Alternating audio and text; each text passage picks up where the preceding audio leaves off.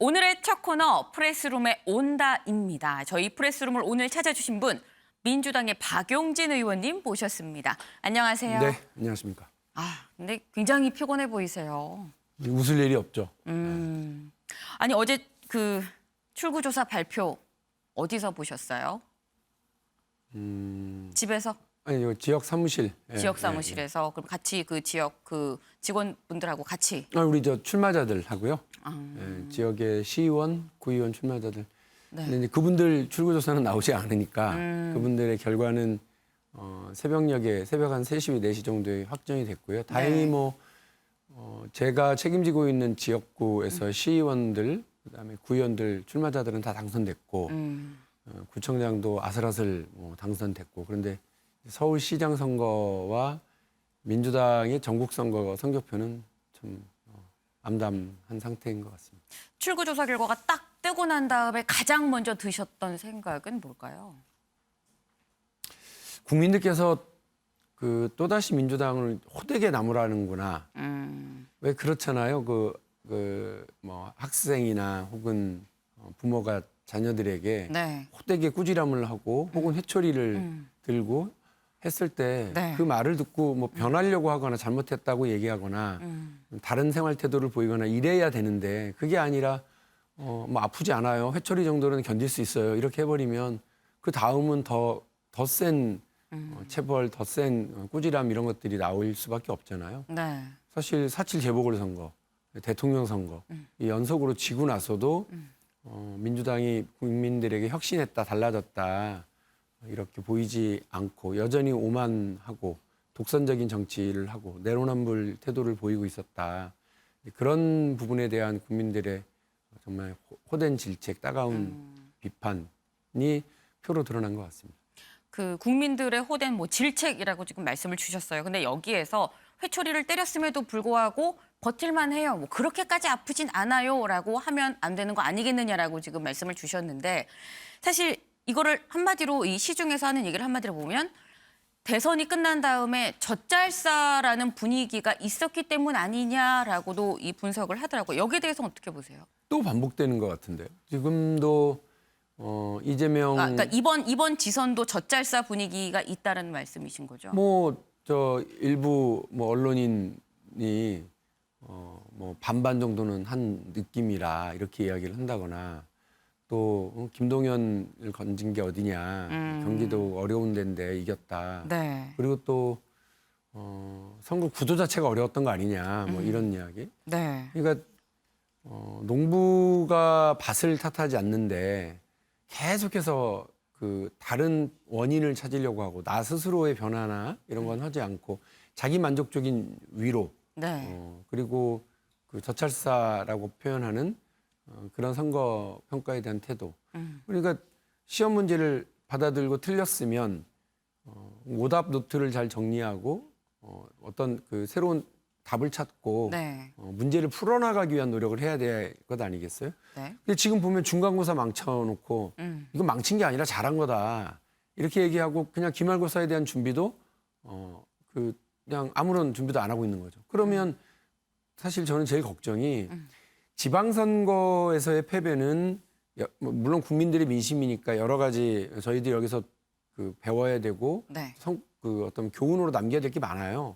그건 그거대로 해야 되지만 사실 대한민국을 운영하는 데 있어서 행정 권력, 대통령 선거에서 졌지긴 했지만 네. 입법 권력을 민주당이 가지고 있기 때문에 정치 개혁이라든지 먹고 사는 문제와 관련해서 또 개헌이라든지 이런 중대한 국가적 과제와 관련해서도 또 경제 문제와 관련해서도요, 추경 문제와 관련해서 이게 민주당이 국민의힘을 오히려 리드해가면서 할 수 있는 일이 많거든요. 네. 입법 권력을 아직 가지고 있단 말이에요. 근데 거대 지금 야당이죠. 2년 뒤에 만일에 지금처럼 이런 태도와 변하지 않는 자세, 나는 잘했다라고 하는 자기 만족적 태도를 계속해서 유지하면 이번 지방선거에서 대패는 그냥 아직 오지 않은 더 큰 패배, 지방선거에서 패배보다 더 큰 총선의 예고편에 불과하다, 이런 생각이에요. 사실 지금 이 문제로 젖잘싸의 어떤 태도, 대선이 끝난 뒤에 젖잘싸의 태도를 좀 지적을 해주셨는데, 그거랑 같이 또 이번 이 지선의 어떤 패배를 얘기하는 것 중에 하나가 거대 야당을 지금 말씀을 주셨어요. 의석수가 많은 그 검수완박의 좀 속도전을 지적하는 분들도 있습니다. 이게 어느 정도 좀 민심에 따가운 질책이 있었다고는 보진 않으실까요? 국민들께서 어쨌든 국회를 운영하는 데 있어서 민주당이 다수 정당으로서의 어떤 뭐 절차적인 민주주의, 그리고 합의사항에 대한 준수 이런 것들을 해주길 바라고 계신다고 저는 봅니다. 근데 마치 달력에 적혀 있는 일정 쫓아가듯이 언제까지 문재인 정부 시기니까 문재인 정부가 권력을 쥐고 있는 사이에 무슨 법을 이렇게 해야지 이런 태도가 국민들이 납득하기 쉽지 않거든요.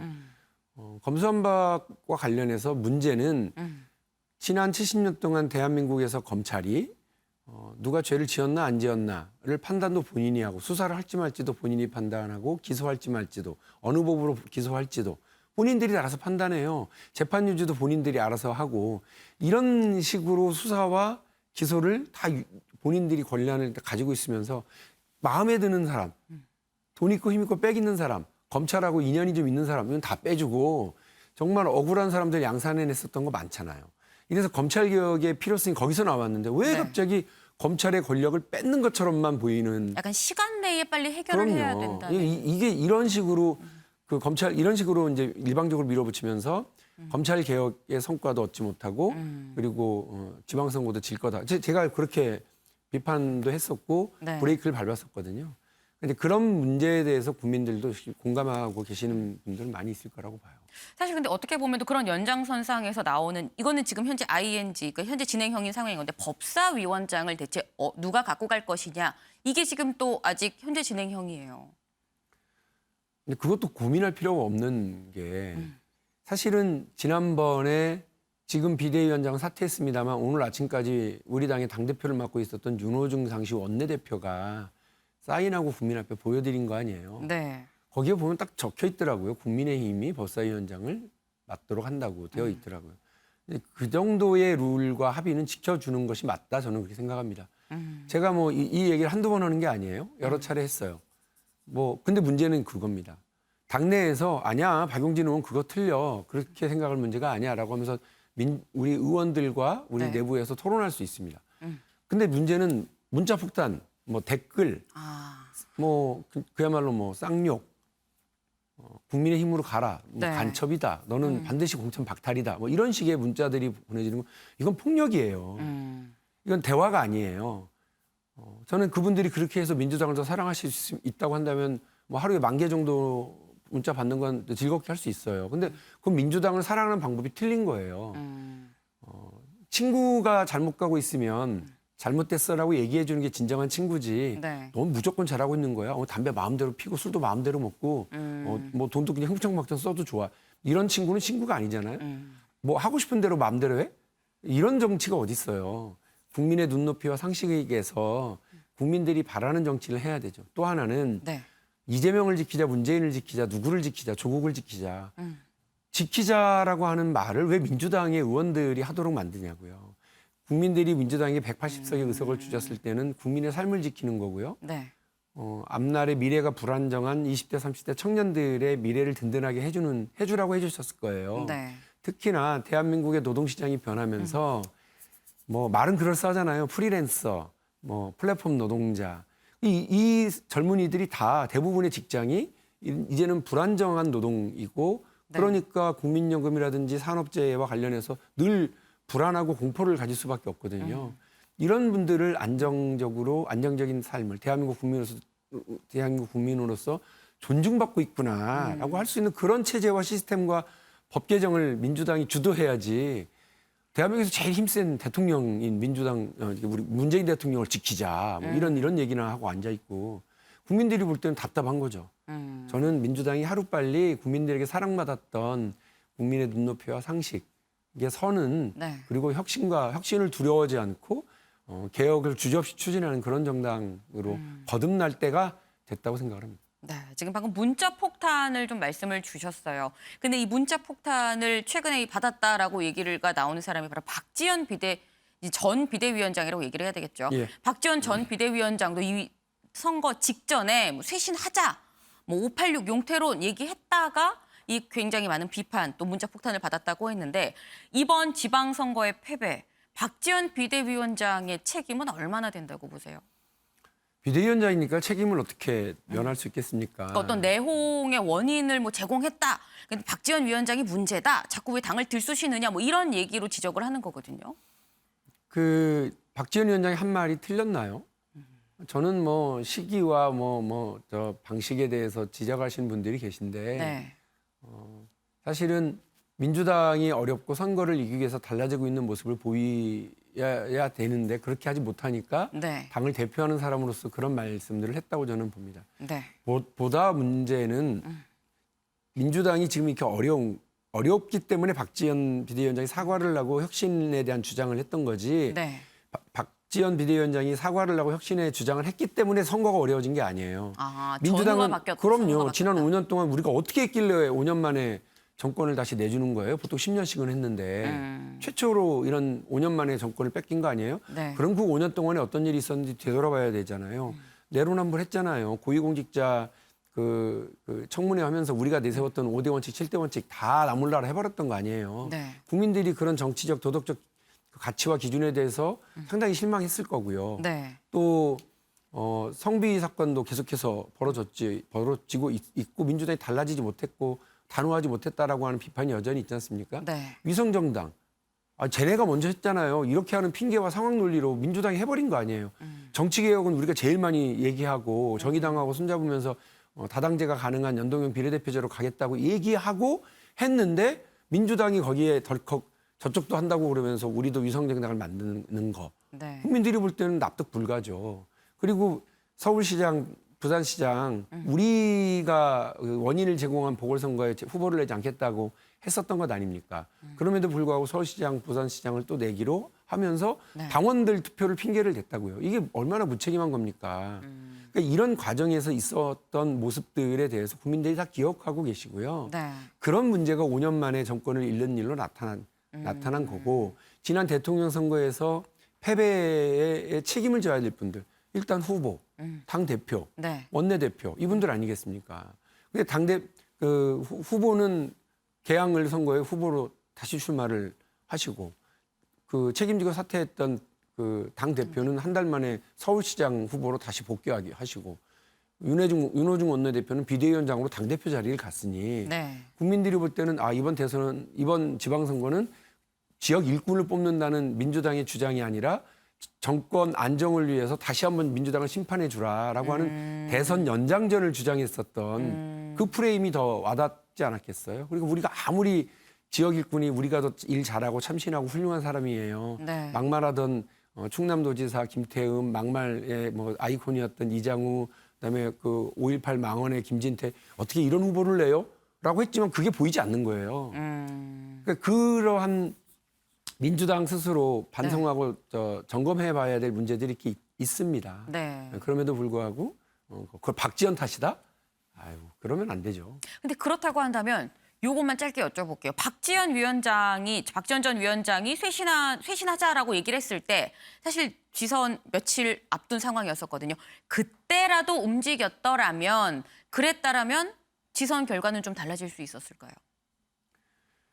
그건 장담하기 어렵다고 봅니다. 왜냐하면 네. 국민들께서 민주당의 혁신에 대한 말을 믿지를 않아요. 근데 이게 쉬운 일은 아니잖아요. 그러니까 예를 들면 친박으로부터 벗어나겠습니다. 네. 그리고 과거에 이런 군부 독재와 손을 끊겠습니다라고 했었던 네. 국민의힘도 상당히 오랜 시간 동안 그 끈을 놓지 못한 채로 네. 왔었어요. 네.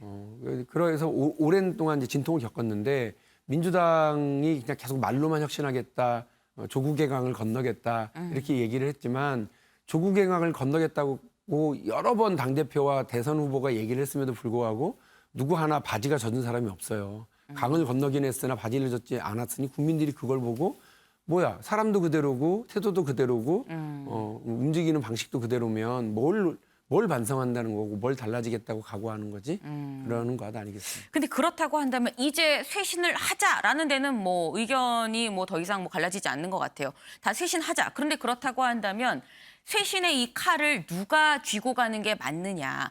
어디서부터 쇄신을 하는 게 맞느냐. 이게 이제 관건이 될 거거든요. 내일 아마 우리 연석회의가 있을 것 같습니다. 내일요? 당무위원하고 국회의원들 연석회의가 있을 네. 것 같은데요. 그 연석회의 통해서 저는 중구난방이 필요하다고 봐요.